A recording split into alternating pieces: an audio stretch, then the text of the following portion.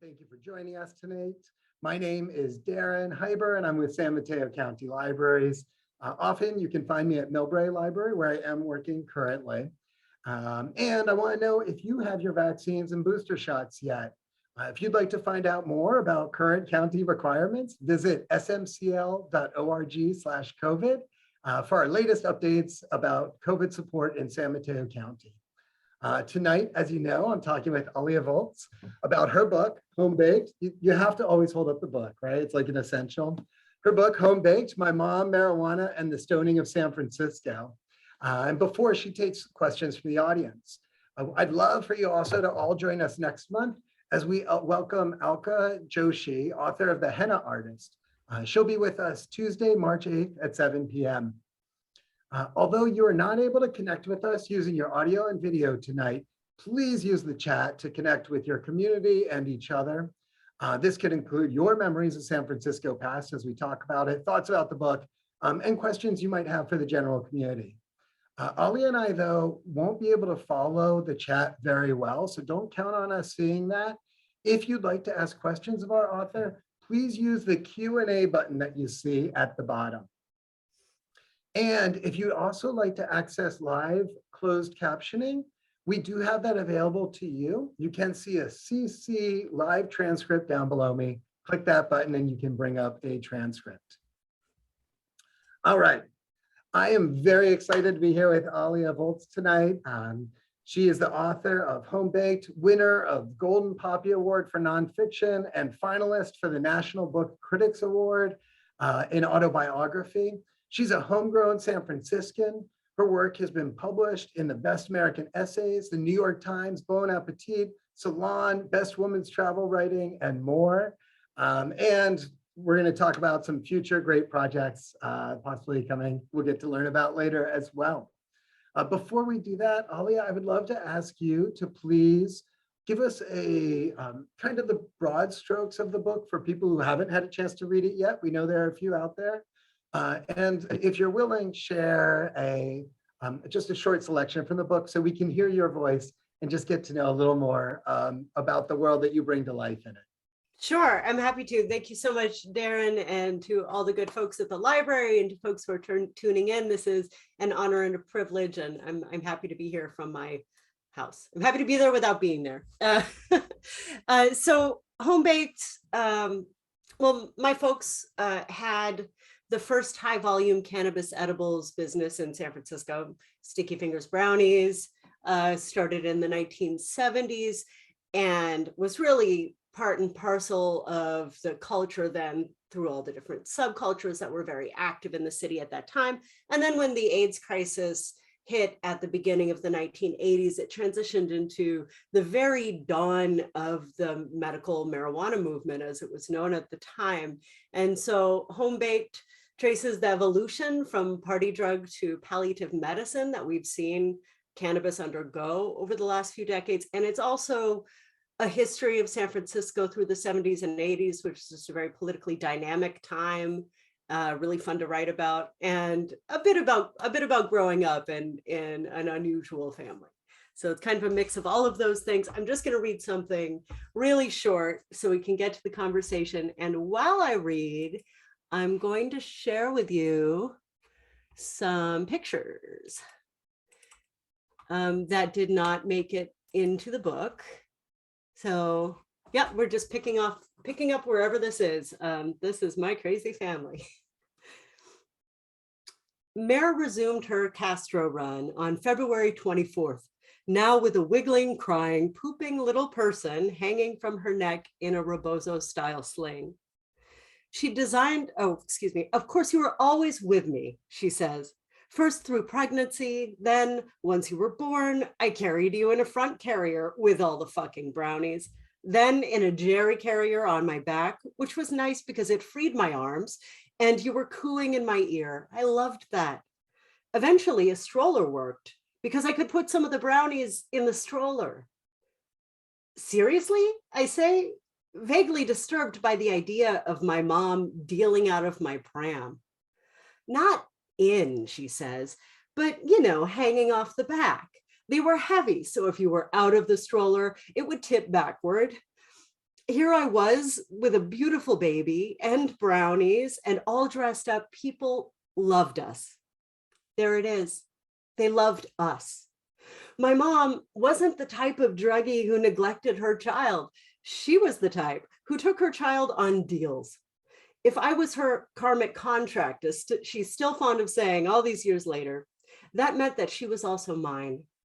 At 2.5 months old, I became her accomplice, cruising along with her from business to business, loaded with contraband, getting my diaper changed in supply closets and break rooms, being greeted with squeals of delight, and having my little piggy toes wiggled by customers while my mom dished out the goods. Smelling, I'm quite sure, like a Rastafarian in a chocolate shop with notes of sour milk and pea. Here's another thing I knew. I liked it. True, I was too young for specific memories. My pre-linguistic brain had no way of cataloging my experiences or the people we encountered. But something from these early forays into the city stays with me like an aftertaste. It's a peculiar type of nostalgia, undiluted, raw, separate from my remembrances of later years, a feeling more than a narrative, a sense of belonging. I somehow understood even then that my mom and I loved San Francisco and that San Francisco loved us back. And that's all I'm going to read. Just a little taste. Thank you so much. I did notice that somebody wrote in the chat too that the pictures are fantastic. And for people who haven't had a chance to read the book yet, it's very helpful to be aware that the two of the main protagonists are Mary, your mom, and Doug, your dad. I mean, along with a whole other cast of characters who I'd like to talk about a little bit more, and a few artistic flourishes that are woven throughout the book include both the art pieces that your dad tended to create for the bags that the brownies were sold in, as well as the costumes or clothes. I mean, I don't know whether it's better to call them costumes or clothes that they like to wear as they went and traveled around and sold pot brownies throughout the city. You talk in the book about, I mean, it really is focused on your parents, and it really is so much their story. And I think a lot of us want to know a little more about how this project came about. I mean, I've heard that this was your own 10-year baby, basically, to bring this about. So can you explain a little bit about where the genesis of it came from, and then what the process looked to kind of get you to where you finally were able to publish it at the height of the pandemic shutdown? It was a very long road. The project started as an oral history, actually. So a lot of people assume that it began as a memoir and then I included all this research. And in fact, it was the other way around. My mom is a terrific storyteller, and I grew up hearing, she had favorite stories, that I could almost request like a jukebox. Tell me the one about. And there was a period of time when she was in it, having some health concerns. And it occurred to me that I wanted to record her telling her stories. And so she was on chemo for a while, and we spent a lot of time together lounging on her bed, which we called the barge. That's a big part of the book as well. And I started asking her to tell me the stories and recording them. But as she told me the stories, I found that I had questions, and she couldn't answer all of them. Sometimes she would say, you should ask Barb, my godmother, you should ask your dad about that. And so I very organically started interviewing other people, and I put together this oral history, which was shopped to publishers back in 2009, and it didn't sell. And at the time I was totally heartbroken. I put it all aside, and it took quite a bit of time for me to come around to the idea of reformulating this as a different kind of narrative, which is sort of a hybrid between journalistic history and memoir. And it's still really based on the interviews. So anytime you see a scene in the book that's told from my mom's point of view or Barb's point of view, my dad's point of view, that comes directly from an interview with with the details that they remember from the moment. And that became the organizing principle. Finally, after many years of trying this, I tried so many different things that didn't work. And that was what finally stuck. So when you initially pitched it, would it have been like a book that was a collection of interviews then, or did you imagine it as more of an audio project, or? No. Yeah, I saw it at the time as being, I saw it as a book, but I saw it as putting the interviews in conversation with each other. Because one of the things that's fun about interviewing a large group of people who all went through something together is that they remember it differently. It's Rashomon every time. And I got excited about those differences. So people would, you could ask 5 different people and get 5 different stories. And I thought the ways that they were different were really fascinating, and that there was kind of a new story that came out of there, like the truth is somewhere in between all of it. And I eventually found a way to do that in a narrative nonfiction way, and more of a journalistic way. But the initial idea was to break up the oral histories and put them as if the people were in conversation in a room. How did you navigate those truths? I mean, that sounds like that's such a hard task for me. Yeah, it was complicated. And also, has anybody read the book and said, wait a second, that's not the way I remember it, or, I'm going to tell you that I lived in terror of getting things wrong in a factual way. Right. So if people remembered things differently, what I learned to do through a lot of trial and error was, instead of arbitrating and deciding which version was true, I put both versions in. And there are several places in the book that happens. I put both versions in and I say, I don't know which one's true. I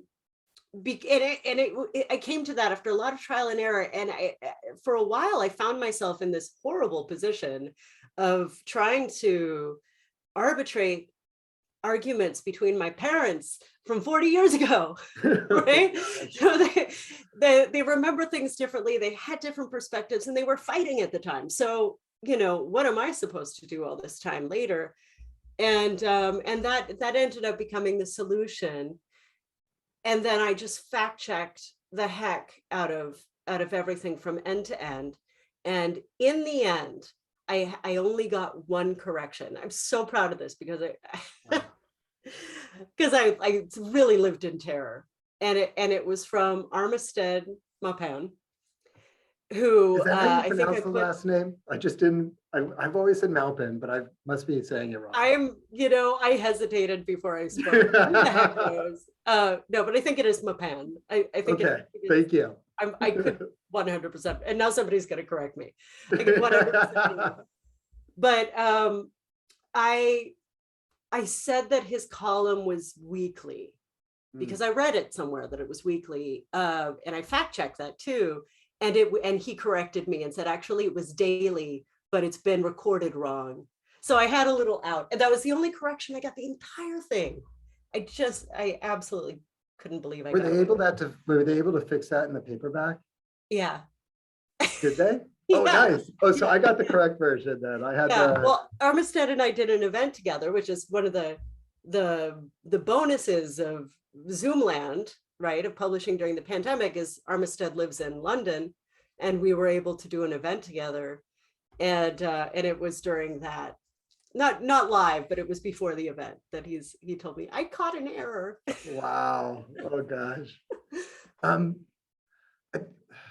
I want to talk about Doug a bit and your parents, just in regards to this truth. And Doug is so interesting to me in that he's like the family archivist, it seems, in so many ways. Like you say in here that, and you showed us the photos before of the different outfits that people would wear when they would travel, and you call those the brownie books, I think. Nice. I like this. This is a demonstration right now. Wow. Show and tell. Is that mass produced, or did Doug also do the artwork on the outside? Oh, the album? Yeah. This was during the height of King Tutankhamun fever, 1978, when it was touring the country. And so I don't know if they bought them at a museum or something, but they got 5 of these Egyptian motif photo albums. And my dad did me the terrific service, not realizing that I was going to expose all the family secrets 40 years after the fact. But he organized these books chronologically.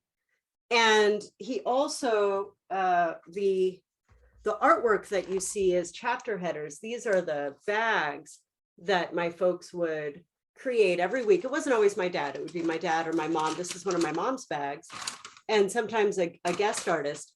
And they would create these bags every week to distribute the brownies, and it was kind of an underground comic. And he put them in order and numbered them. And so between the photographs and the bags, I had this alternative visual narrative. I could map it over dates and figure out exactly what they were wearing on a specific date. And I could figure out from the bags, because the bags would have something to do with what was going on politically or personally. If they were fighting, there are bags that, here, this is from a fight. Crazy pictures, baby keeps slowing us down. And probably embarrassingly, that went out all over the city. But for me, it was great because I could even see kind of what they were fighting about.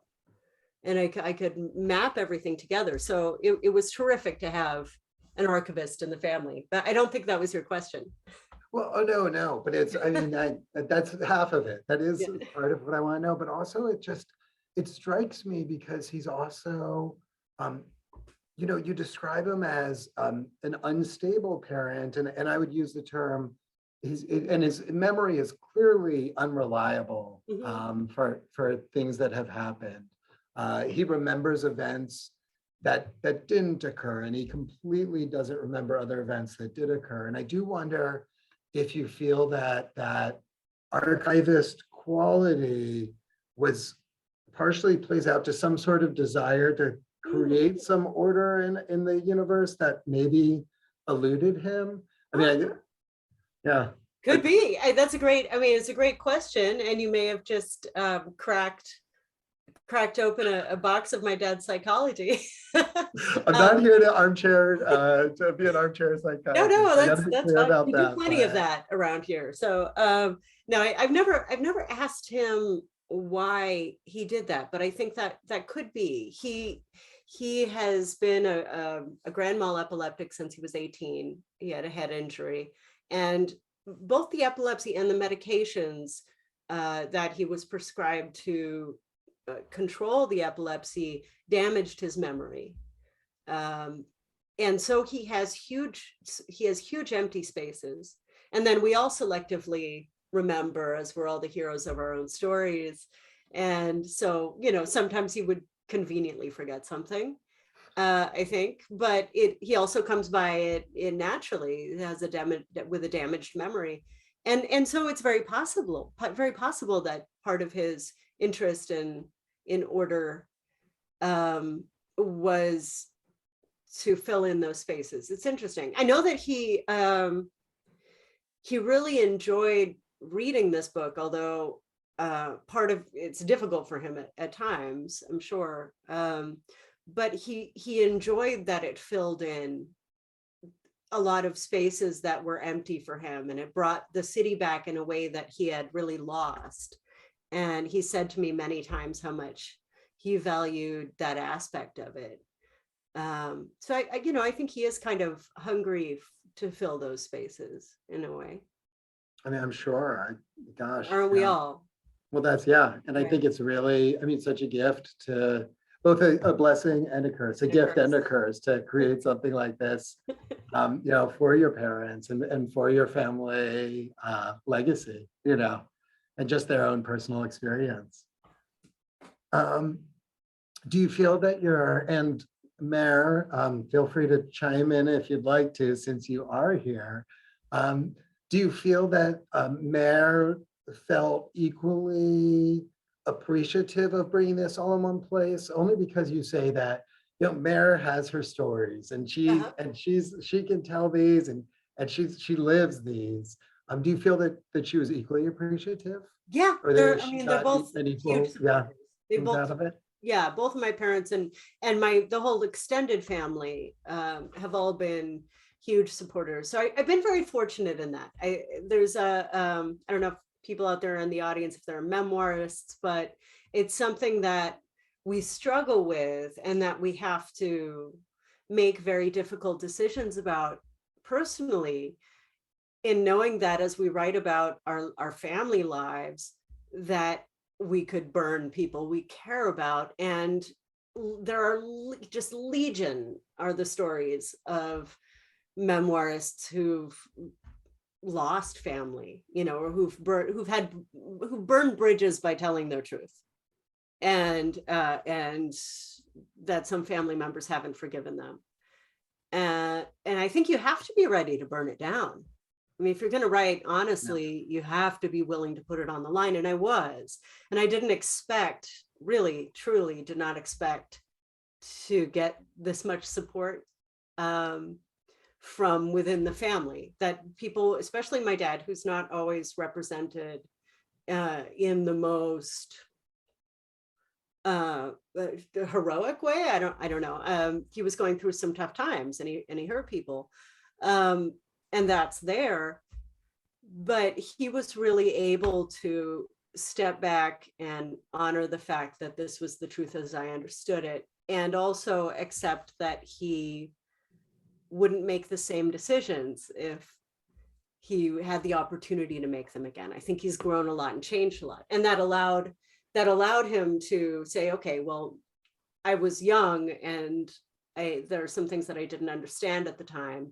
And so his willingness really to own up to those complications, and this goes for everyone in the book, that their willingness to allow their younger selves to be on the page, warts and all, and not try to control the way that they would be represented is something I just have found incredibly brave, and that I really appreciate and respect. And I've been lucky. Absolutely. Yeah. Regarding the warts and all, are there any warts that you did exclude from the book? And we don't have to talk about what they are. Obviously, we won't talk about what they are. You excluded them for a reason. But are there warts that you did intentionally exclude from the book? Sure. Okay. But we could just leave it there too. no, I but don't want to. I'll say though that the only things that I can think of at this moment were because they didn't further the narrative. So there are some periods, I'm just thinking one stretch in particular, that some ugly things happened, but it wasn't really related to what the story was about, and so it would have been a tangent. I didn't exclude anything that seemed relevant, but I made rules for myself. Like I was saying, that all of the scenes all had to come from first person interviews. So if we go into a building, it's because somebody told me about walking into that building, right? And I made a set of rules for myself that dictated what I could include and what had to go to the cutting room floor.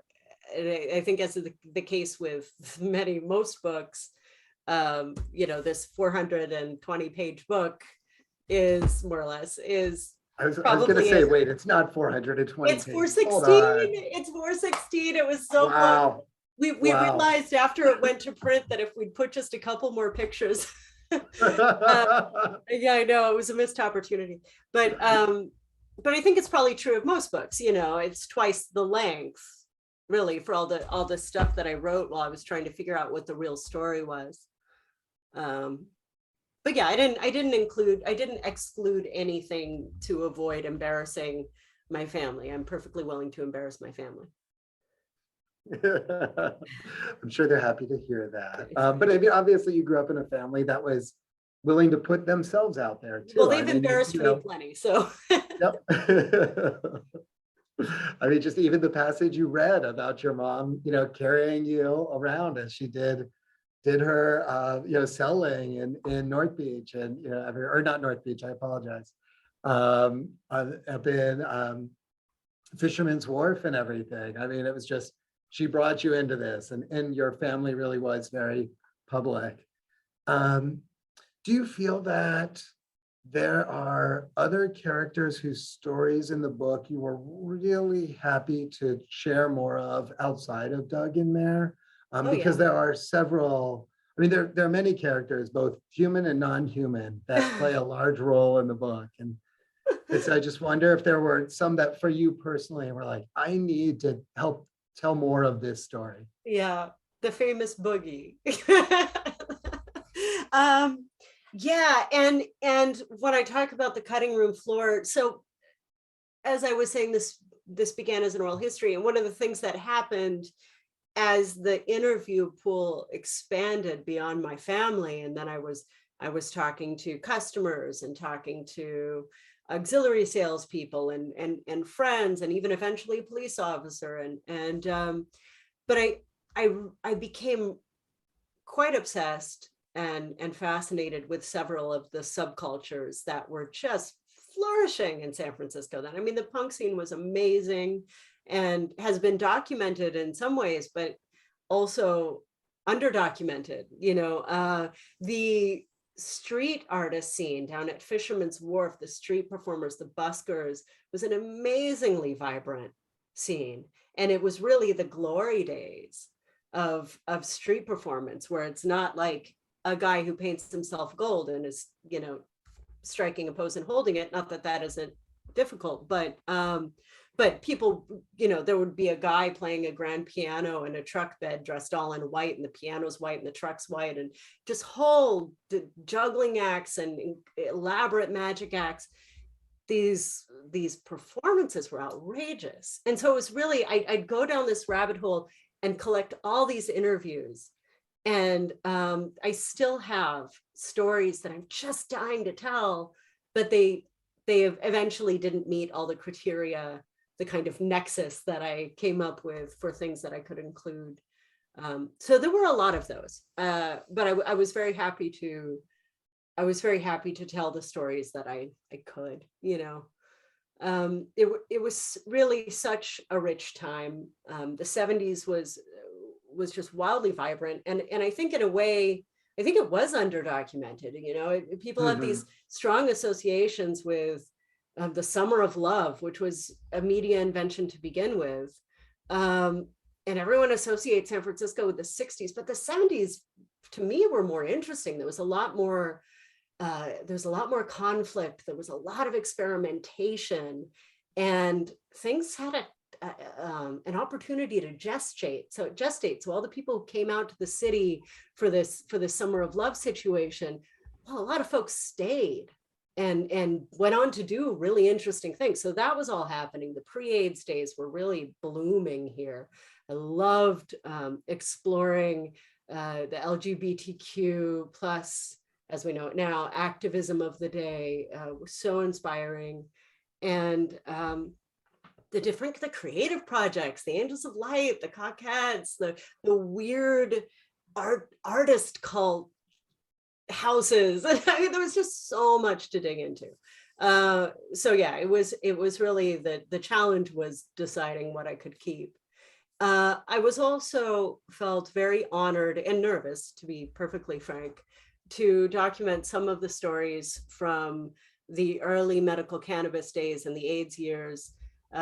Growing up as a kid in that world, there was a lot of loss, there was a lot of fear, and I was a child, but I was very much aware of it, and lost people who I cared about when I was little, who I thought of as surrogate aunties and uncles, and were lost at such a young and really at the height of creative power, at the height of the active years, and it became important to me through this process to tell the story of how AIDS activists and queer activists and cannabis activists really furthered each other's movements. So those movements were deeply intertwined for a period. And I've noticed that today, as cannabis is so mainstream now and so profitable, and younger generations are really carrying it forward into new territory, but there isn't a lot of understanding of what that comes out of, and it really comes out of a lot of desperation and loss. I mean, there was incredible bravery. So it became very important to me to help people understand that connection, because I feel like there's, it was the AIDS crisis was being erased even as it happened. Mm-hmm.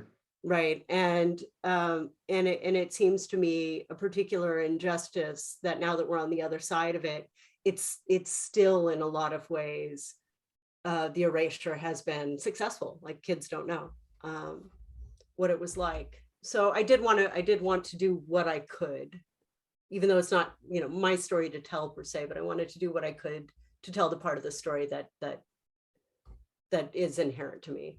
I mean, I loved that you did that you took this story of your family, but you really used it to tell so much more history. I mean, as a transplant to the Bay Area myself, it was, and I feel like I've learned a lot in the, 7+ years I've been here, but still your book was eye-opening for me, and really helped connect a lot of dots through that era that you had talked about.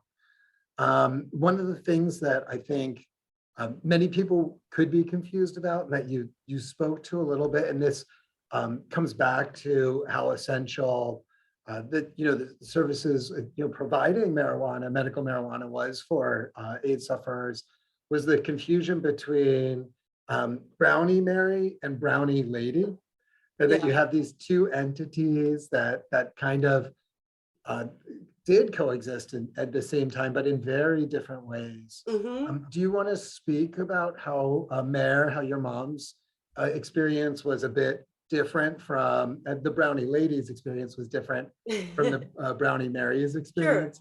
Sure.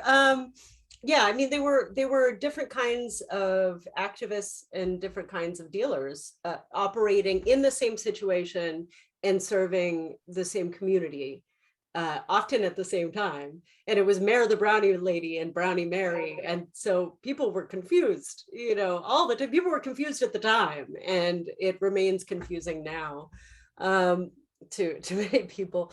But and even with your parents' great branding, I mean, they really had it down. I gotta say, the Sticky Fingers branding, the bags, everything. It's like, geez, stand out. But I know it was also part of your. Sorry, please continue. No, there was a lot of savvy there. But so Sticky Fingers predated Brownie Mary by a couple of years. It wasn't a lot of time.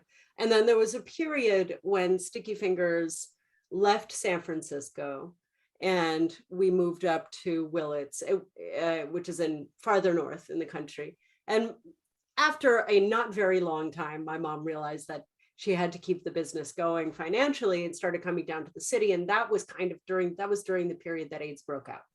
So then it started to become about something else. Well, during that transitional period, Brownie Mary started her business. And when AIDS broke out, she very quickly became this this wonderful grandmotherly, kind of a motherly figure, or grandmotherly figure, I guess, depending on how old you are. And she volunteered at San Francisco General, and she would sneak brownies and cookies onto the AIDS ward. She gave away a lot, and she also was extremely outspoken. She got busted so many times.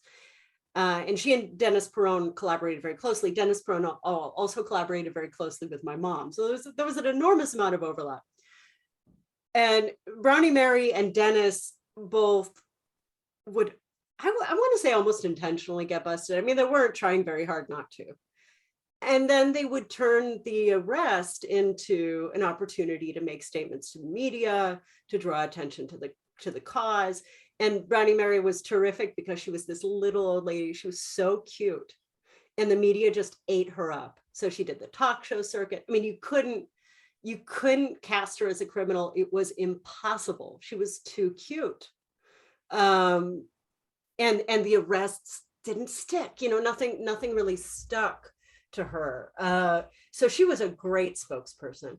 During all of that time, my mom continued distributing brownies and also going through dentists. So she was also supplying the buyers clubs in their early phases, but she stayed under the radar.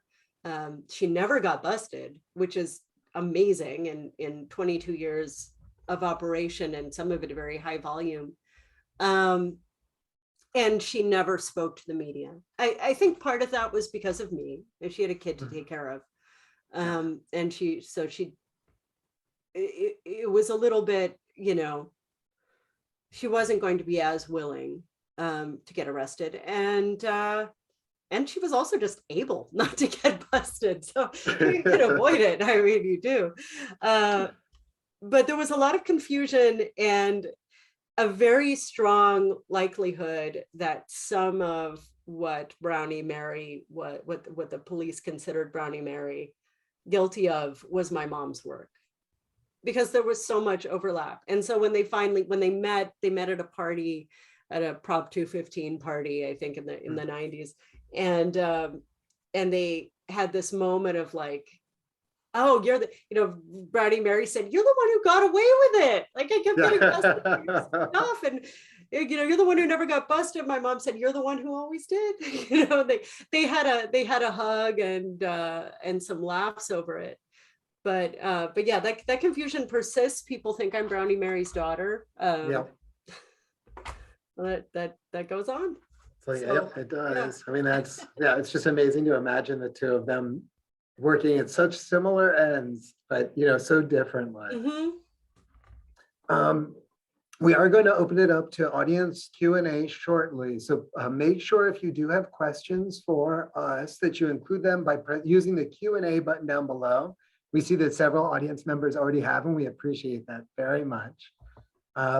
Before we do that, I just want to let you know, I love, and this is related to what you were saying about telling a story that goes beyond your family, but I love that you describe this book as a Trojan horse, that you pull them in, and I think you just do that in the Q&A at the end of the paperback. So I'm not sure that people would even see that in the hardcover if they were reading that copy. But you just describe how this is an opportunity to really share the story of, just a changing, a challenging political environment in San Francisco, a changing city, and just a devastation to a community across the world, but especially throughout America. When you were writing it, and I know you said you created these limits for yourself, when did you realize that you actually had a Trojan horse and that you had this larger story that you really wanted to tell? I mean, it just went so much in reverse that I the interviews came first, and then the interviews got me researching, because things would, I would talk to a bunch of street artists, and then I had to research the context, or I would talk to a queer activist, and then I had to research and I would go down these rabbit holes and really become interested in the stories.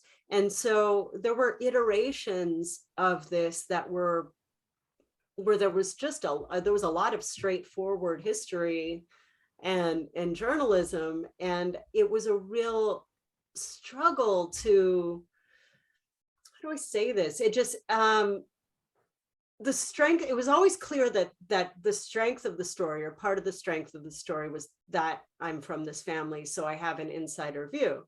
So to keep myself off the page was missing out on an opportunity to connect, right? But melding the two things was very hard, and that was where eventually the rules came in.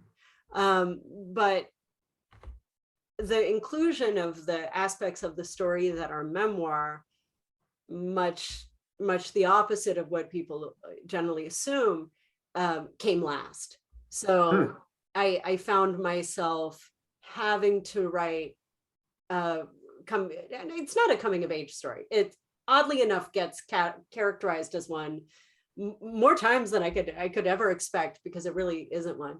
But I I don't mean, know. yeah, I would say more for Mara and Doug than it is for Yeah, you right. to, in terms of Yeah, coming of age. It's like, and it's it kind of a little delayed growth there, but right. it happened. Yeah, it's much more about my parents than it is about me. But people kind of, I don't know, it's a familiar way to discuss a memoir, and so people throw the Mhm. term in. But I ended up including as much. I kind of held the same rules for what to include about my own childhood as I did for what stories of other people to include, which was that it had to connect directly to the business, to my parents, and to this, and to in some way the city in that period. It had to be revelatory of all three of those things, Mhm. for me to include a thing from my life as well.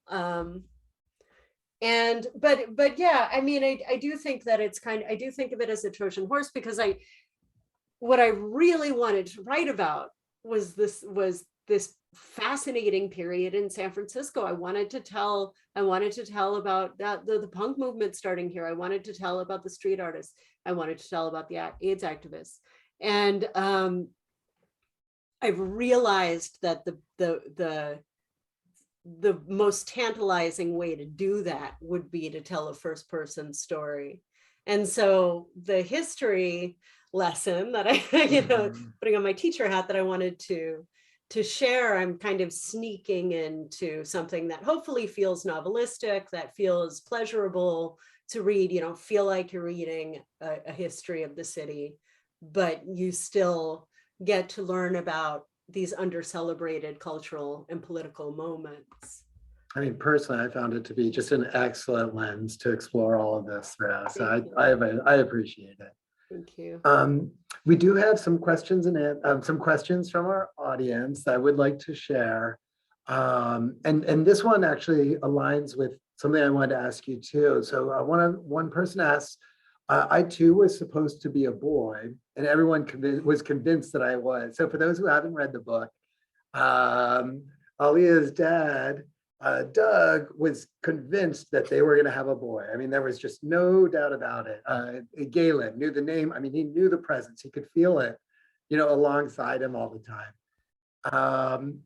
This person said, I was decently into my young adulthood before this stopped bothering me. Mm. Did it bother you as a kid to have, and it's like kind of the way I was thinking about asking that question was, did you feel that you had Galen kind of around your neck at all growing up or later on in your life or anything?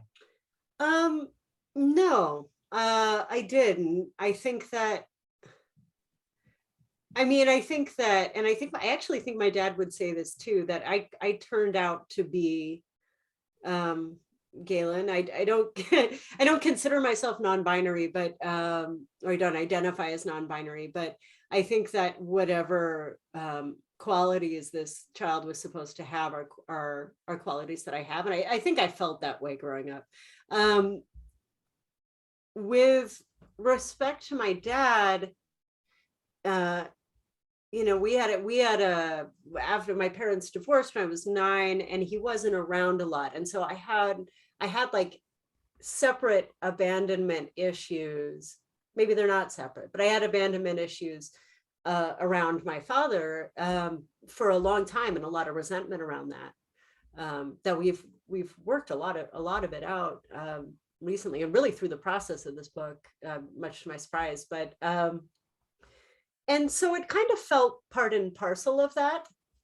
I associated, I think on some level, this understanding that he wanted me to, that I wondered, I guess, if he would have felt more devoted to me as a parent if I had been the boy child that he pictured.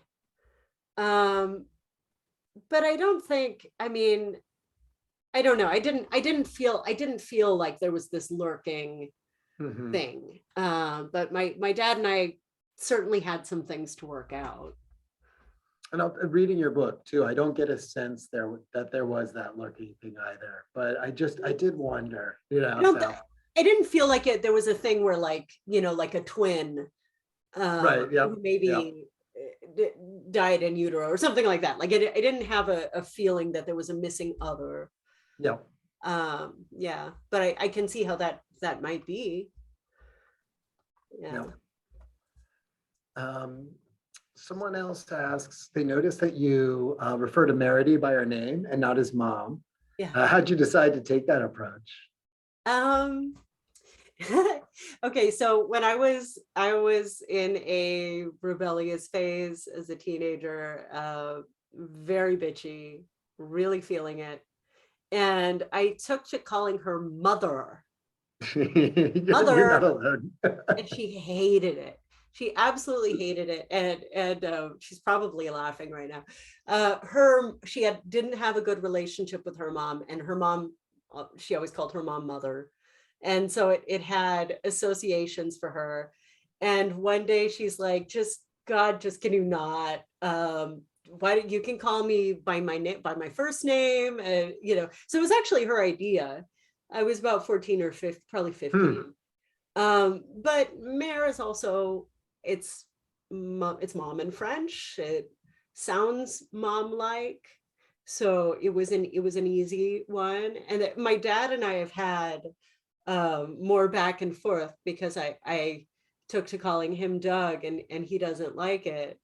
So I'm back to calling him Dad. But it took me a long time to feel like I wanted to call him Dad. So I'm comfortable with it now, but there was a long time when I wasn't.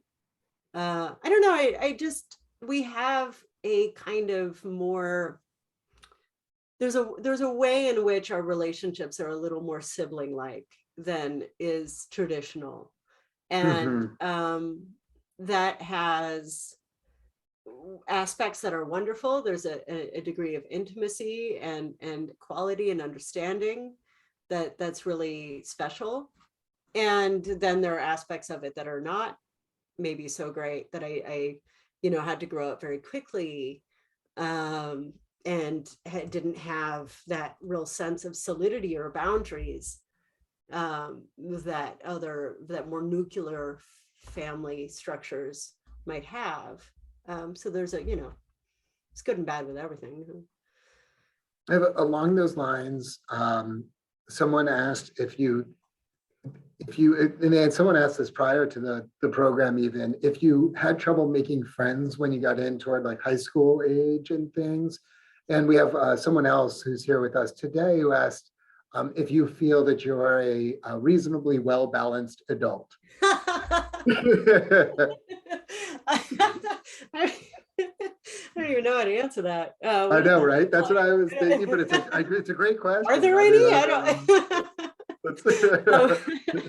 I did have a lot of trouble making friends as a smaller kid, and high school was when I stopped caring about the normies, the squares. When I was a little kid, it actually started really young. I had a lot of second grade. I had a lot of trouble. Third grade, I had a lot of trouble. And that's one of the challenges of growing up in a very alternative family, because my experiences weren't the same as what a lot of the other kids seem to be having, especially in public school. I didn't grow up on network TV and video games. I mean, to an extent, but I had grown up in such a world, right? Such a wonderland, and also had very intimate contact with death during the AIDS crisis. And, I had a lot of experiences and a lot of knowledge of things that other kids didn't. And I was a precocious kid to begin with.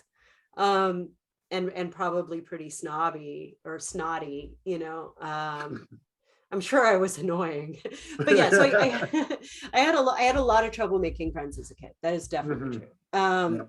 Once I got to high school, I found a really good best friend who'd also came from a weird family, and her name was Alia and Aria, and we just didn't care, then stopped caring what anybody else thought, and started terrorizing the town that we lived in, and the rest is history. And I don't have trouble making friends anymore. As far as being a well-adjusted adult, I mean, I think so. You know what? Yeah, why not? Yep. We don't have Right. any like calamitous problems any more than most people, I think. Um, so let's shift from calamitous problems and issues to successes and accomplishments. Someone noted that you are bilingual, and I think I remember seeing that somewhere as well. What other languages do you speak besides English, and how did you become bilingual? Well, Spanish, well, it was kind of an ongoing process, but I went to school in Ecuador and Cuba at university age. So I was in Ecuador for 2 years, and I was in Cuba studying at the University of Havana for a year.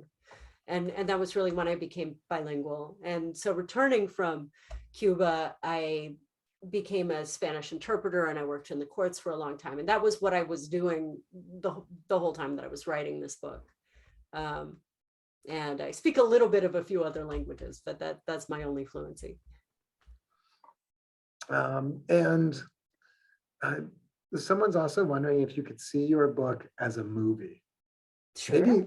Yeah. I think maybe maybe a maxi series. There's a lot of territory to cover in there. A movie might be a little bit hard to tell the breadth of the story that you're really trying to. Yeah, so it has been optioned, and it is under development. It's been optioned by Bad Robot. That was a couple of years ago, and there's a script in the works, and we'll see where it goes. You know, nothing is certain right now, but yes, it would be for a series. Another person asked, they'd say, thank you so much for, just reminding them of things they forgot, including North Beach leather. They forgot about that. But they say, unfortunately, a lot of the people they know quite well are still are seriously ill at young ages from the partying. And it's kind of a time that they like to forget about. They didn't get a chance to finish the whole book, but felt that there weren't too many bad trips included in it. Okay. Did you tend to leave out the bad trips so it wouldn't take away, or because again, did it just not feel like it pushed the full narrative forward? Although I do feel like there were some, go farther in the book. Yeah, that's it. Read those 100 pages. It does. It gets dark in like the last third, I would say. Yeah. But really, those weren't the stories that people were sharing with me. And so I don't know if there was some self-censorship at play, but also it's a book about weed, so yes, there are characters who get strung out, and as you go through the book, you'll meet some characters, or you'll see some characters get strung out on coke, which was of course huge in those days. And there's some heroin. One of the characters specifically has a lot of heroin issues, but it's a book about weed, and weed is not, it just wasn't causing those reactions for the people that I talked to. There are stories of like, oh, I did too much and something ridiculous happened, but it wasn't killing anybody. It wasn't putting people in the hospital. It's weed. So if I were telling a story about a different substance, it would go in different directions. But I didn't feel like that was, I don't know. Those weren't the stories I was hearing. Mm-hmm. When I asked people for their memories of Sticky Fingers Brownies. If I was asking people of their memories of their favorite coke dealer, or or their Quaalude experiences or something like that, maybe it would go somewhere else. Yeah. We do have somebody was just wondering, on a related note, about your personal relationship with marijuana and as you got older. Sure. I don't consume a lot. I'm a lightweight, which is sort of funny. I think people tend to assume the opposite of me, that I would be a huge weed enthusiast. But I find, I don't know, it makes me a little spacey and antisocial. I just have that reaction a lot of the time. And so it's not it's not what I go to. I have found some specific products, and boy, I love the specificity of the cannabis market today. So I found some specific products that really help with my insomnia, and that I do take. And it's not psychoactive. It just helps me sleep, and is so much gentler than any of the pharmaceutical sleep aids out there. I feel for you. You talk about your insomnia, and I can't remember if this was in the questions at the end or in the book itself about still seeing the snakes. Oh yeah, I'm lifelong insomniac. Yeah. But yeah, so cannabis really helps me with that. But that's my main usage. I don't mind at all being around it. I don't have discomfort with it. I still love the smell. But I just find that my own reaction to it isn't something that I don't know, that I need a lot. Do you also like the smell of skunks when you when No. you drive by a dead skunk on the street? I mean, there's always that. I like the smell of skunks. I mean, Do you really? There's always that, like, is it really weed or is it a skunk? But somehow the skunk has like there's another note in there. There's like a rotten flesh kind of undertone that is just tips it into gross. Now you might have just ruined them for me. Sorry. A lot of people are asking, they're saying that they really appreciate what you've written, that they want to see more stories about San Francisco history. They want to know about future projects for you. So what are you working on now? Are you working on anything now? Yes, I'm working. I'm at the hating it stage of a new project. But yeah, it's not a San Francisco book. I feel like I've kind of done the labor that I want to do on this particular topic. Maybe a couple essays here or there, but I feel like I found out what I wanted to find out. I said what I needed to say. So I'm working on different things, but the new project is kind of teased a little bit in this book, or mentioned in this book. My great grandmother on my dad's side married a ghost and considered herself married to Ed, the ghost, for 40 years. And she wrote extensively about her paranormal experiences. And I've inherited all of her writings and artwork and all of her other stuff, or recordings, audio recordings about it. And I'm about as much of a paranormal enthusiast as I am a weed enthusiast, which is to say not very much. But I like a good story, and it's pretty interesting and feminist and bizarre and difficult. I got a hard time with it. I mean, yeah, that was such an intriguing part of this story. You do want to hear more, and it's like, yep, wow.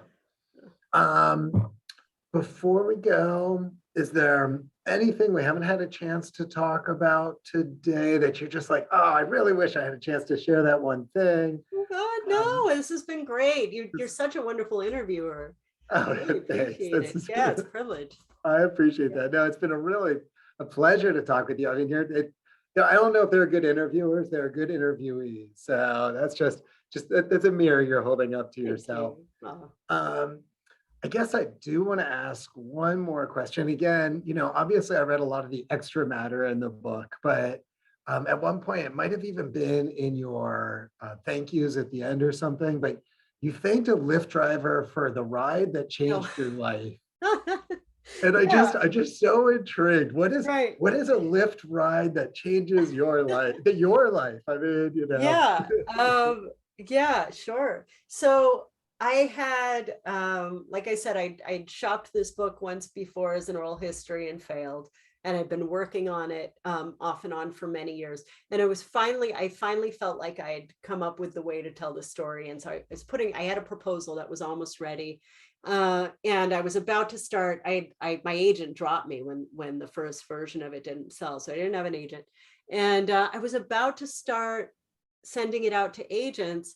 And my husband and I decided to take a trip to New Orleans. Mare had never been to New Orleans. So we took my mom for her 70th birthday. to New Orleans. And so my husband, Kevin, and I took a Lyft to the airport. We were going to meet Mare at the airport and fly to New Orleans together. And the driver, it turned out, was the author Gregory Crouch.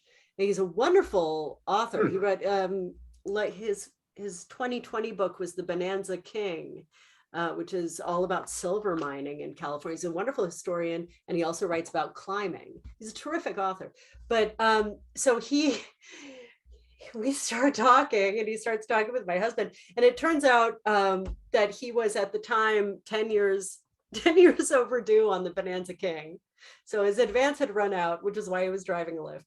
But we started talking, and he's telling me that he has the most amazing agent. And I told him what I was working on, and he was like, I think Farley would go for that. So he ended up giving me his card, and I kind of thought of it as like, the dark horse, because it was so random, how, and it turned out that after shopping and meeting with a bunch of agents, I got a few different offers that were really great. He was the guy. He was the guy with the best ideas for the book. Wow. Farley Chase. Yeah, fantastic agent.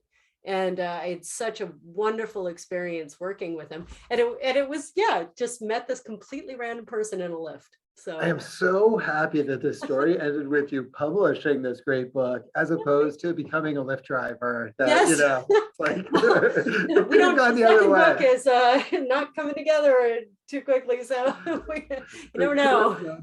Oh gosh. We do what we need to do in this life if we are well-adjusted adults. Well, I just want to say thank you to you for your time, for opening up. Well, taking so much time to create this labor of love and passion and history that you shared with all of us. It's really excellent. Sharing your time with us this evening, everyone else as well, your great questions. I'm looking forward to reading your stories that you shared on the side that we maybe didn't have a chance to get to today. And we will share a copy of this recording on our YouTube channel, and we'll send that out to all of you later. So please take advantage of that. And look for our upcoming author talks. We have some other wonderful events, smcl.org/events. And we would appreciate it if you could let us know what you thought of today's program by getting in touch with us at smcl.org/rate this event. We will send out a link to that later too, so that you can fill that in. Alia, thank you so much for your time and for this evening. This has just been great. So nice to have this insight. I appreciate it. And I did also almost forget to point out, but I'm wearing the shirt. On Alia's website, she is sharing, she is selling these shirts, limited edition prints, as far as I know, something. But they look great, and I really like it. It's terrific on you. And I think we had talked about it in advance. She'll let you know what colors she still has left.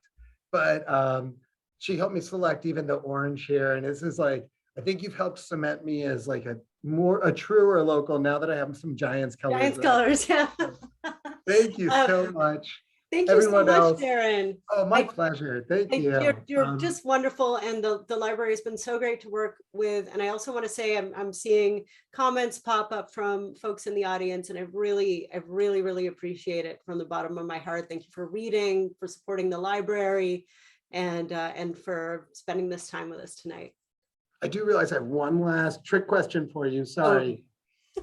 Do you have a favorite place in San Mateo County or in the peninsula? I got to ask a local question, right? Favorite place in San Mateo County?